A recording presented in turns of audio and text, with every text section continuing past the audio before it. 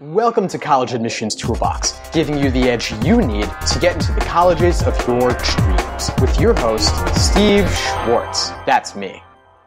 Today, we're talking with Christine Abrams. Welcome to College Admissions Toolbox, Christine. How are you doing today? I'm great, Steve. Thanks for having me on your show. Thanks so much for being on the show. Now, Christine, you've got a ton of college counseling experience and counseling experience in general. Tell us a little bit more about how you got to where you are today. Well, it's an interesting road, and I think it's important for everyone to hear because I originally went to school to be an English teacher and an ESL teacher, and I did that for about 3 years, and then decided to retread and got into financial services as a secretary because in middle school I learned how to type, so that was really helpful. And from there, I lasted in financial services for 15 years, and I ended up becoming a business-to-business marketing person, a vice president, and spent a number of years there. And really, my degree had nothing to do with that. I had no financial background. It was a liberal arts degree. And what attracted them to me, or what they found in me, was that I had an English degree. And so that was really important to them because I was literate, I could read, I could think, and I learned everything I needed to learn.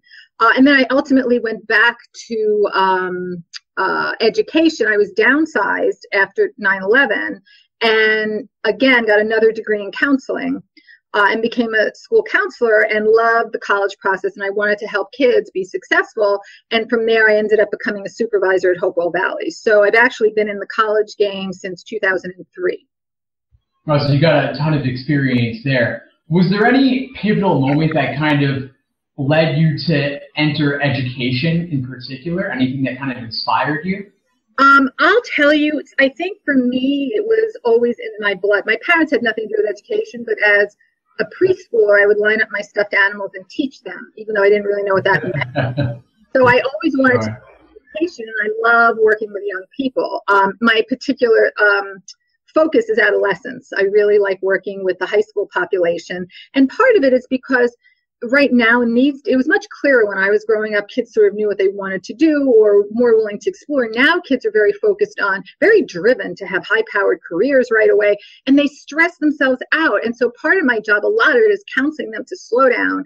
It's okay. You don't have to have 9,000 AP classes. You will get into a college. And the point is you want to get into a college that's right for you. Because what we see is kids get in. We really don't have a lot of trouble getting them in.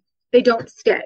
And part of it is time management skills, maturity levels. Parents have coddled them for a long time, so they don't know how to advocate for themselves or take care.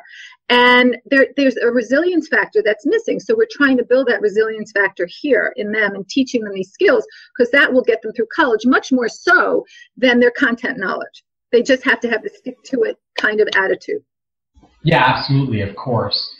Those sorts of skills are so key, Christine. Are there any particular students you've worked with that kind of stand out to you as either really having those skills or not having those skills? Any particular individuals that kind of stick in your mind? What's most hard for kids is to stand up to their parents. So it's very hard for them to draw a line with their parents, say, no, mom and dad, I don't want to do this. This is what I'm really interested in. I need your support. So one student that stands out is a very, very bright young man who came in and said to me, Dr. Abrams, I need to understand what my options are with Yale and Columbia. I want to apply to both of them early, but I know I really can't, and I don't know which to choose. And I said, well, which do you like better? Well, I think they're both equally good. And I said, okay, what do you want to do? So he looks at me and just says, architecture. And I said, oh, you don't seem very excited about that. That's like asking someone who's getting married, and they're like, yeah, I'm really excited. You got to have a little passion here, right? So I said, well, why do you want to be an architect? You make good money. I said, well, besides that, what are you excited about? The angles that you're drawing? I mean, I don't know what goes in architecture. My parents really want me to do that. And I said, do you want to do that? I said, no, this is a horrible question to ask. And trust me, everything said in this office is confidential. I will not rat you out. He said, I really don't want to do that. I said, well, what's your passion? He said, honestly, it's economics. I said, oh, well, why aren't they? Well, they feel that I won't be able to get a job in economics. They feel architecture is much more practical. I said, well, what do you love about economics? He said, everything. The numbers, the way it affects countries. He said, I stay up all night and read blogs. I said, really? Is there any particular blog you love? He mentioned the name of this blog and a professor who wrote it. I said, where is this professor from? He said, Columbia. I said, you get on the phone right now and you contact that man and say, I am up all night savoring your blogs because I love everything you do and I want to come to Columbia and work with you. He said, you think I'll get through? I said, you try. If you have to go to that man's door, you take a train into New York and you go. And he got into Columbia. So, and that was it. And like he gave his parents the pushback and he discovered his passion. And that kid was on fire talking about economics. Doesn't excite me, but my job is to help them uncover that. And I try to tell parents that. I had another student who said, we were doing a college essay writing symposium, and he says, I got nothing to write about. I said, what do you love? He said, what do I love? I love sneaking down to the kitchen every night, going into the pantry and tasting everything we have, because I love the way textures. And I said, there's your college essay, buddy. I said, that's it. I said, maybe you want to go into food science, and it's like this kind of stuff rather than the traditional, I want to be a doctor, a lawyer, a businessman. That is so vague. Businessman. What does that mean? So that's the kind of stuff I try to do with them. And those are the kids that stand out. And if I can make a difference, that's what's really meaningful to me. No, absolutely. You notice a difference when you work with students, those who are passionate about what they want to pursue and those who are not. That your economics, example reminds me of a student I worked with who was equally passionate about science and up all night reading science journals, reading science websites, just digesting and learning everything she could about neuroscience in particular. And there you go. If you find a professional in that field, that's the person you want to contact. That's the academic you want to reach out to. And that passion will come across not only when speaking with that individual, but also in the college essay, in the college interview, and also in your letters of reference, your recommendation letters. Right. And what I try to explain to parents and students is stop looking at these institutions as, gods. Remember how we used to look at doctors? They could do no wrong. You can't ask them any questions. They say, take the pill. You take it. You never question. No, these are consumables. You're buying a program. You're paying money for it and you expect something in exchange. So therefore, you have the right to ask whatever you want, go in there, do what you need to do, and question and contact these people. They're human beings right behind the desk. Just because it's Columbia doesn't mean anything. It's a name, right? And they've created this mystique that you can break through. So don't be frightened of them. The kids shouldn't be and the parents shouldn't be. It's harder for the kids because they still have this feeling of authority. They haven't really grown up yet to say, let me question authority. It's hard for them to, but the parents should definitely get in there or not them, have the kids coach your child to get in there and ask the tough questions. And parents should never, ever call the admissions office. That's what I tell the kids all the time. Sometimes parents will pose as the child. Can't do that. Okay. So, and coach your child, go in, contact that professor, go to some classes, ask the tough questions. And I think they'll feel more comfortable when they're empowered to do that. Sure. One thing you got to keep in mind is that there's the institution, but there's also, as you said, a million people within that institution, and you can reach out to any of them. Brian Greene, string theory professor, he's been known to just respond to individual emails from students at the university, but also people are checking their own email, believe it or not. You write them an email, they might write back at 3 a.m, and they will look at everything that comes in, especially if it's complimenting them. I mean, you can resist that sort of thing, right? Right. And that's the relationship building part, but it's also, it sets you apart as an applicant. How many kids are going to do that? How many kids are going to write to Brian Greene and say, oh my God, I'm in love with string theory. I'm in love with you. I want to study with you. That man will go to admissions and say, this kid's applying. I want him. Okay. And so, but the kids need to understand because that really sets them apart, are the ones who have the passion. And that's a good way to build a relationship with admissions and the university. And I think betters your odds of getting into the school that you really want to get into. Sure. You got to keep in mind that you're allowed to send these emails.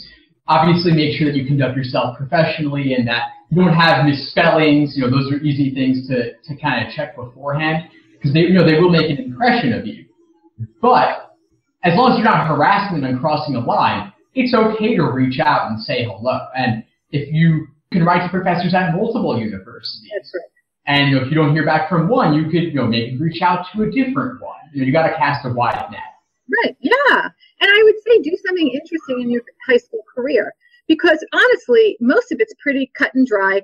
Nothing stands out. So do an internship, not Habitat for Humanity, which they all know you're doing to get the community service piece.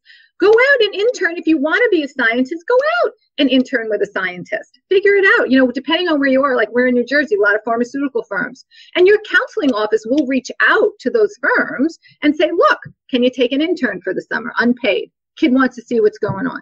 And it's really important. And this way it gives you a realistic understanding of what you're going into. So you're not halfway through your college experience and say, oh my God, what did I do? This is a nightmare. I couldn't bear to be a scientist or an accountant or a lawyer. No, absolutely, Kristen, definitely. I want to ask, aside from the examples of kids who are doing it right, what are some examples of maybe kids who kind of pursue it the wrong way? Like, any worst moments in college admissions that kind of stand out to you? Well, we had some students one student in particular, who asked for an interview with one of the colleges, and they came in, and I counseled against it. I said, just personality-wise, it's not going to work. You know, and you've got to be realistic about yourself too. That's not her strength. Some people have the gift of gab, others, no, much better writing or doing something. She did not ask any interesting questions about the school. Whatever she asked, they had already put on the website. It didn't seem like she was passionate about the school. It was a complete bomb. And she was so upset about this. But, you know, we tried. And I think it was a lesson learned. For her, that's not the kind of thing she should be doing. Much better on paper, not necessarily in person. So I think, you know, you have to have a realistic understanding. If you are going to go on an interview, you really got to prep, and you really got to dig deep and ask questions that are meaningful to you. Not questions that your parents want answered, but questions that you need to have answered that you can't find anywhere else, because they're figuring, you know, colleges need to be flattered, right? So because they think it's like you're going on a date, right? Even though you may be dating multiple men, you don't need them to know about each other, and they need to feel that when you're with them, they are the object of your desire. And that's what you have to do in an interview. You know, glow and gush, and oh my God, you know, I saw the school got this or that, or these professors are highly blah, blah, they won these awards, I love them. You know, find out information that they wouldn't think you would do. So I can give you an example. When I went on a job interview for a gold trading firm, private company, wasn't public. Couldn't find information anywhere, right? What did they tell you? Go on an interview, you research the company, you tell them. What the heck? Couldn't find anything. I called them and I said, hi, I'm doing some research on your firm. Could you just answer some questions for me? And the secretary was like, sure, I got all this information. I go in on the interview and the guy says, what do you know about our company? I said, this is what I know. He said, how'd you get that? I said, I got my ways. And this is prior to the internet, okay? Oh, so, wow. Yeah, so that's what you have to do, right? You've got to impress them with your desire to be in there and really talk to them about what they know, but they didn't think anybody else knew. And that's hard. So you really have to want to go to that school. And then, you know, just be yourself, be passionate. If you really want to go and there's something you really want to do, that you must be passionate. I tell kids all the time, you want to have multiple majors and the school you want to go doesn't have them, call the dean and say, can you create a major for me? Now that's fascinating. No kids do that, right? And say, I want to major in, you know, musical economics. I don't know if there's a major like that. I don't know if there ever will be one. But that's what you do. If that's what, you know, that shows creativity, that shows inventiveness. And they'll say, wow, you know, maybe we don't have that major, but we can work with you. There's something else we can do for you. That stands out. That's the stuff you have to do, because most kids aren't doing that these days. And you need to. Totally. Coming back to what we were saying before about going the extra mile. And the fact that you are allowed to reach out and talk to these. It's not even just the admissions office. You can also call the office of a particular department that you might want to major in. And even if you can't get through to a professor, you could still speak with the staff in that office and get that information from them, and then mention that you did that during your interview. That's just one of the things you can do to communicate your passion for this school, right?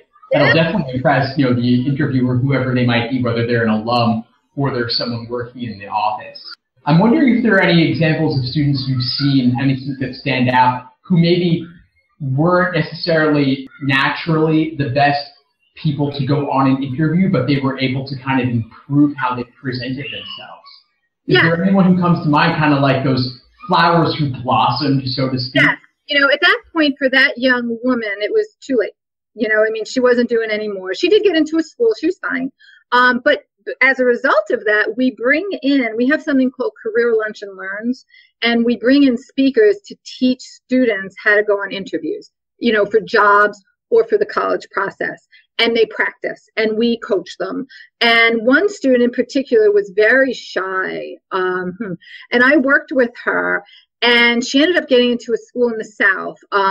She did interview. She actually called them and asked. She was down there with her parents, and she did very well. So it was practice, but it was hard work. Like this stuff doesn't happen overnight.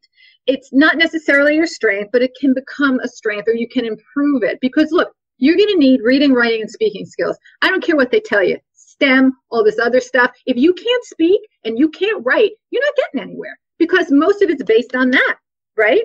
Even mathematical problems, as you know, are written in prose, not necessarily, and you have to figure out the formula. They're word problems. We all know those from school. So you have to be able to read critically, to write critically, and to communicate, because that's really effective. And we try to emphasize that, even with the quote unquote kids that haven't blossomed yet. We try. We encourage parents to do it too. And that's why we're always telling them, you need to make the calls. You need to ask for what you want. You need to be specific, and it's okay. And we start that here at the high school with them when they come to the teacher. Did you talk to the teacher? Let's practice how to do that. And then we'll give the teacher a heads up and say, so-and-so is coming to advocate. So just listen and be supportive of that process. And it works very well. And it gives the kids the confidence to move on to more authority figures and ask for what they need and want. Sure. I'm wondering if one of our listeners out there isn't at a school where they have the resources to provide this kind of coaching or a career lunch and learn, that sort of thing. I'm wondering if there are any resources out there, maybe some online that you know of, that could help students who don't have that same kind of support network at their school. I don't have any that come to mind, but I'm sure if you Google them, just speaking skills or presentation skills. And I'm sure there's something you can watch a YouTube video. Film yourself, get feedback from your friends, go to a teacher, go to your English teacher, say, I filmed myself, take a look at this. What do you think? How can I improve? Most schools have public speaking classes, so definitely take a public speaking class, even though it's probably the last thing you want to do. Because what are people most frightened of? Public speaking. They don't like making presentations, even adults. But when you get used to it, right, and I think part of it is because you're so insecure about your content. Once you know your content, it's fine. You just have to master getting up there and speaking. And your English teachers can help you with that. Or, as I say, video yourself and look at yourself. Say, would I be interested in listening to this? And you got to be critical of yourself. How can I improve that? What is it my tone? Is it my speed? Is it my enthusiasm? So you have to take a look at all of these things. No, totally. Those are such great ideas. I mean, we're thinking, how do you video yourself? Most computers or smartphones have a camera on them, right? All the time. So yeah. You could put that up on YouTube, show it to friends, or if you're embarrassed, you could post a link to it on a message board temporarily, then edit out the link later if you want to hide it down the line. Yeah. But get some feedback from random internet strangers who there's no stakes involved, and they'll be willing to help you. You'd be surprised, and then get that feedback or show it to friends and family. And there's something a little bit different when you actually look at yourself on the other end, and others have that chance to look at you and give you some feedback. You'd be surprised what you learn. Even just something like smiling more. Right. And also the idea of their public speaking class. I mean, my high school had one. I didn't take it. I later wished I had, because later it's a lot more effort to go out there and find that sort of setting where you can get that feedback. But hey, in high school, it's free, and you'll definitely benefit from that in college. And you could choose to talk about any topic that you want. And then obviously pick something you are confident about and you feel you know something about. And then you just kind of grow and learn from there. Yeah, I agree. Definitely. So yeah, it's really great advice there. Thanks so much, Christine. I'll link to some resources on how to improve your skills in the show notes. But yeah, definitely those are all great tips already. I'm wondering if there are any students you've seen who kind of had that light bulb moment when it came to interviewing skills or when it came to something else related to the admissions process. Does anything come to mind? I just know, there's no one that comes to mind particularly, but I do know when I speak to students and I talk to them particularly about creating their own major, advocating for themselves. Even when I tell parents, they look at me like, wow, I had never thought of that. And I keep thinking it's because everybody's so bedazzled by these colleges. And you got to get over the bedazzlement, and I got over it way back when my husband took a class at Columbia in computer programming, and the professor wasn't getting back to him, and he had a terrible experience, and he took it as an adult. And I said, so complain. What do you mean complain? I said, you paid for it, complain. So he went up the chain and he got his money back.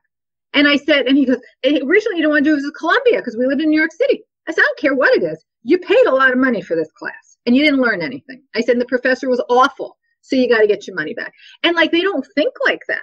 And I say you have to think that way. You have to be creative about it. And for the kids, coming up with these little tips about how to contact, one of my big tips for all the kids is stay in touch with admissions. We have admissions counselors come to the school. If you're interested in that school, make friends immediately. Get the card, write them. It was so nice seeing you. Here's a question. Every now and then contact them. I'm thinking about taking this class next semester. What do you think? Would that be okay on my transcript? I'm thinking of dropping. I said, just call them, right? Oh, guess what? I just wanted you to know I got this award. Make friends so that you're top of mind when they go into the admissions meeting. Not your parents, you. And so, I keep trying to talk to them about that. And I say, ask them questions, ask them interesting questions. Most of them have graduated from the schools they're representing. Well, what did you really like about that school? What didn't you really like? What would I have to look out for if I went there? Make sure you visit and actually try to meet them while they're on campus. I said, chat with them like this on Google Chat or whatever, but just stay in contact. That's the biggest piece of advice I can give them, because you want to be known. And it's all a relationship business. You may not have the strongest transcript, but that admissions counselor loves you.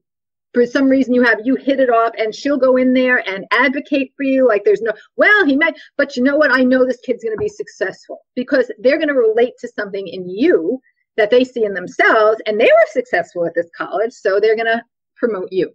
For sure. They definitely have the power in those closed meetings. They can't advocate for every student they love, but they can definitely pick a handful each cycle and push a little bit extra hard for those specific students, and it's going to be the ones they know a bit more, because the more they know you, the more they're going to like you. If they don't know anything about you personally other than what's on the application, it's going to be a little bit tougher for them to relate to you to the same extent and then be able to push for you. And the ones who are going to come to mind are the ones who have reached out via email, via phone, kept in touch, even meeting in person on campus if possible, or when they came to your school. So definitely don't be shy. They are human beings. And coming back to the idea of that bedazzlement, they're just human beings. And schools, they're not mysterious institutions. You might be bedazzled by them now. You might be super impressed with them now. But even I went to Columbia and I was bedazzled as a high school kid. But then once I got to campus, I saw Columbia for its good and for its bad. And Columbia is one of the schools in particular. There are a lot of others too, but it's one of those schools where students protest. It's very political. And every semester there was some controversy going on, and it was students versus the administration on some particular topic. So you're able to challenge them, and there is a little bit of back and forth negotiation and push, not only with the political things, but with anything, especially quality. And you have a range of quality in professors. If you read reviews of professors at different universities and colleges, there's going to be some professors people love, there's going to be some professors people hate. They are just institutions, and you can push them and try to switch if something's not working for you. But even dialing back to before you get in, you can advocate and you can ask questions and ask to make changes maybe. It is allowed. Yes. And, speaking of demystification, I read a book that I absolutely love that I think parents will love, and kids, because it really outlines the history of the SAT and the APs, as well as demystifies the elite colleges. And you may have probably read it. It's called Excellent Sheep by William Dershowitz. He was an ex-Yale professor, and he really gives the skinny on the inside. Now, is he a little biased? Sure. But I think the information is really good, and it really brings down to earth what goes on at some of the Ivies. So I would recommend that highly for parents and kids to read. Sure. That's a great one. And we'll definitely link to that one in the show notes. Speaking of recommendations, I actually want to shift gears now, move into my favorite part of the interview, which is the lightning round. Okay. I'm going to ask you some rapid-fire questions. You give me some rapid-fire responses. So you ready? Yes. Great. What's your number one piece of advice for the college admissions process? I think you have to choose based on passion and cost. You don't want to mortgage the house over this. When people look for jobs, they don't, or when ads go in the paper, they don't say, BA from a specific school. They say BA required. Now, will some of the more elite colleges get your foot in the door? Sure, but you're the one who's getting the job. So I would say do not spend a lot. You do not want to go in debt over this at all. If at all possible, go for the free ride over anything else, because you make out of your education what you make. It doesn't matter how good, quote unquote, the school is or not. It's what you put into it. And choose based on your passion. Don't do what your parents are insisting you do. You're going to be miserable, really. No, 100%. I mean, you definitely don't want to have to transfer or switch. There's a huge switchover cost in time and stress, as well as money too. So keep all of that in mind. Make sure you actually want to be there, and definitely balance the two, the passion and the cost. You got to have both figured out in order to truly be happy in the end. What's one habit that you believe contributes to the college admissions success? Well, we talked about staying in touch with the admissions office. And I think making sure you're meeting your deadlines, right? Also, doing your applications yourself. Don't have your parents do them. Don't have someone else fill them out for you. Do them yourself. If you can't get that done, you shouldn't be going to college, honestly. So really, and being disciplined. Also, big faux pas, this Facebook social media thing, you got to keep it clean, because they do have crawlers out there looking for stuff that you're trying to hide. So clean it up, and nothing ever goes away from the net. There's always a way to find it. So just be very clean about what you're posting, right? Because they want to see the real you. They know what you're giving them on paper, but they want to see the real you. I'm not saying what's on paper isn't real, but there's two sides to every person. You're public and you're private, and they want to get to the bottom of it. So just be careful. Sure. You got to make sure that you're got all the privacy settings up to date. Go back and delete whatever you think might not be appropriate. They don't always look, but there's that potential out there. Even if not for college, for internships or other stuff down the line too. I mean, Google's pretty powerful, right? Mm-hmm. Yeah. Yeah. What's one online college admissions resource that you absolutely love? I don't know if every high school has it, but the majority of them do. It's called Family Connection. It's Naviance by Hobson, and it's an amazing tool. It actually graphs whether or not you're appropriate or a college is appropriate for you based on whether it's a reach, a good fit, or a safety visually, which is really helpful. And it will recommend colleges to you based on your profile. If your high school doesn't have access to that, then College Board resources are really good. You can use those just to get the college planning process going. So I would say those are my two favorite. Oh, great. Well, we'll link to those in the show notes. I know we already talked about the Standardized Test Book by Dershowitz, but are there any other ones that come to mind? Yes, there are two. One's called Winning the College Admissions Game. Here's a picture of it. But what's cool is on this side, it's for students, but when you turn it upside down, it's for parents. And it's clever. Step by step into the college admissions process. And then there's Harvard Schmarvard by Jay Matthews, who's a big ed writer. And this really talks about choosing the right college for you, which is really important. It's a trophy versus good fit. And so I'm all about the good fit. Yep, 100%. You gotta have that fit. What are you up to these days, Christine? What are you working on? Well, apart from doing this, I started my own health coaching business and life coaching business. So I really motivate people to meet their goals, both health goals and, whatever their life goals are. And part of it is, coaching students to get through what they have to get through. So I'm doing that. I also have an ed consulting company called Inspire, where I, work with school districts on problems that they're having, working with special ed curriculum. So I do a lot of different things. I wrote a novel that's just getting republished called The Unholy Ghost, and it's a spiritual thriller. So I'm all over the place, really. But, yeah. Oh, wow. Interesting. Yeah, it sounds like you're doing a ton. Wow. Where can folks find you online? Where can they find? Well, my life coaching is wholelifehealing.net. And my book is soon to be published on Amazon.com, The Unholy Ghost. And the InspireInstitute.com is my ed consulting. Great. We'll link to all of those in the show notes. Awesome. Thanks so much for joining us, Christine. You gave us a lot of useful tips. Really appreciate it. Thank you. It was really a pleasure. Thanks so much. Of course. Take care. Bye. Bye. Thanks for listening to College Admissions Toolbox. Head over to www.collegeadmissionstoolbox.com to get more free tools and resources that will help you get into the colleges of your dreams.